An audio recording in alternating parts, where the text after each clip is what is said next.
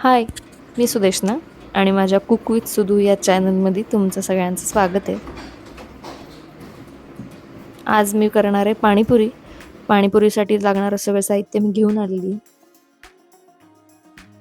आता आपण ते छान व्यवस्थित बाजूला काढूयात आणि व्हिडिओला सुरुवात करूयात.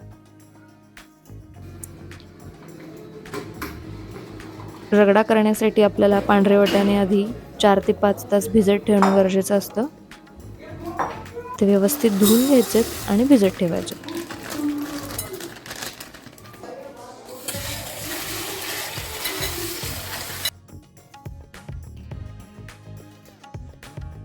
त्यानंतर आपण रगड्याची तयारी करायला घेणार आहोत. त्यासाठी बटाटे सोलायचे, छान चिरून बाजूला ठेवायचे. आता चिंचेची चटणी करण्यासाठी आपल्याला त्यामध्ये गरम पाण्यामध्ये ही चिंचा भिजवत ठेवायची आहे थोडा वेळ मऊ पडण्यासाठी. तोवर आता आपण ह्या रगड्याला शिट्टी देऊन घेऊयात. यात बटाटे, हळद आणि मीठ टाकून त्याला शिट्ट्या द्यायच्या.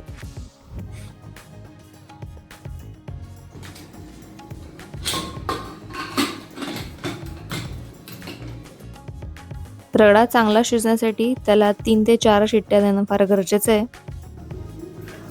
आता मी इथे हिरव्या चटणीची तयारी करतेय.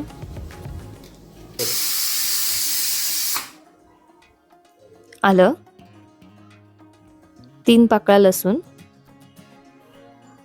मिरची तुम्हाला जितकं तिखट हवे तेवढी, कोथिंबीर आणि पुदिना. आता ह्या सगळ्यावरती आपण छान लिंबू पिळून घेऊयात. लिंबू पिळण्याचं कारण म्हणजे आपली ही हिरवी चटणी काळी पडत नाही. यात आता थोडंसं पाणी घालून छान वाटून घ्यायचं. आता हे सगळं सारण आपण एका मोठ्या बाउलमध्ये काढलंय.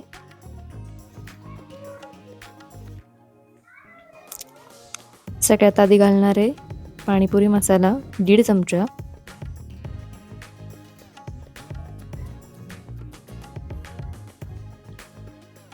चवीनुसार मीठ, ही जिरेपूड आहे 1 चमचा ती घालायची आहे, अर्धा चमचा चाट मसाला घालायचा आहे आणि ह्यात भरपूर पाणी बसेल तर तेवढं आपण पाणी घालूयात. छान व्यवस्थित हलवल्यानंतर एकदा चव बघूयात.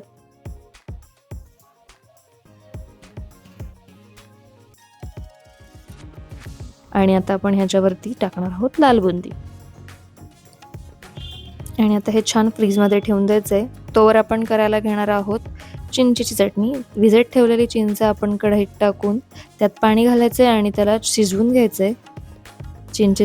चिंचा शिजल्यानंतर त्या एका गाळणीने व्यवस्थित गाळून घ्यायच्यात. त्यानंतर पुन्हा त्या कढईत टाकून व्यवस्थित शिजवून घ्यायच्यात. आता ह्यामध्ये आपण घालणार आहोत अर्धा वाटी गूळ, वाटी नाही म्हणता येणार, पावशर गूळ, आणि आता तो छान विरघळून घ्यायचा आहे. त्यात अर्धा चमचा टाकायचे तिखट, मीठ, जिरेपूड आणि चाट मसाला. सगळं व्यवस्थित मिक्स करून शिजवून घ्यायचे.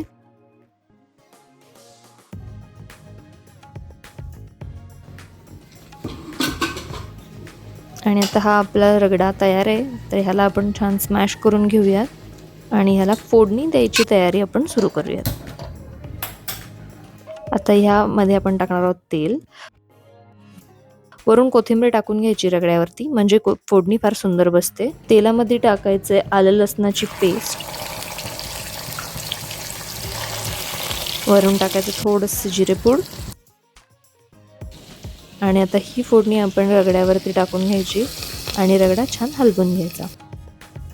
आपण शिजतानाच मीठ घातलं होतं त्यामुळे पुन्हा मीठ घालायची गरज नाही आहे. आता इथे मी वरती टाकले थोडंसं चाट मसाला चवीसाठी. आणि आता ह्या पुऱ्या मी मार्केटमधून रेडीमेड आणल्या होत्या. आता ह्या फक्त तळायच्या आहेत आपल्याला.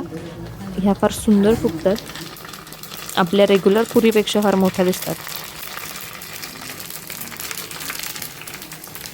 बघू शकता किती छान फुगल्यात.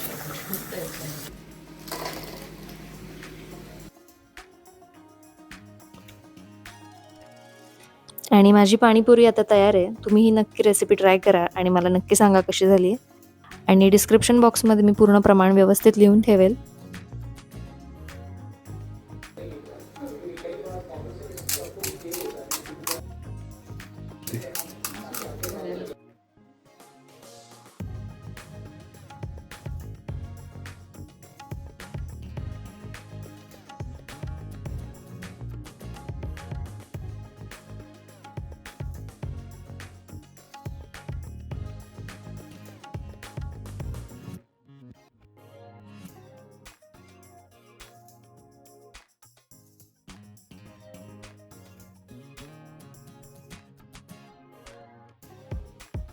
व्हिडिओ बघण्यासाठी धन्यवाद आणि लाईक, शेअर आणि सबस्क्राईब करायला कधी विसरू नका. थँक्यू.